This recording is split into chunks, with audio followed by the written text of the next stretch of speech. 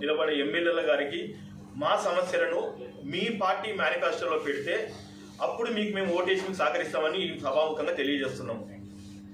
ముఖ్యంగా ఆంధ్రప్రదేశ్ రాష్ట్రంలో ఉన్న రాజకీయ పార్టీలు అన్నింటినీ మేము డిమాండ్ చేస్తున్నాం. ఏ రాజకీయ పార్టీలు క్రైస్తవుల ఓట్లు లేదా ఎస్సీ క్రైస్తవుల ఓట్లు లేదా బీసీసీగా కన్వర్ట్ అయిన క్రైస్తవుల ఓట్లు కావాలని మీరు కోరుకుంటున్నారు, ఆ క్రైస్తవులకు సంపూర్ణ న్యాయం చేయాలని మేము వేడుకుంటున్నాం. మేము ఇప్పటి వరకు క్రైస్తవులుగా ఉన్న మాకు బాప్టిజం ఘాట్లు లేవు.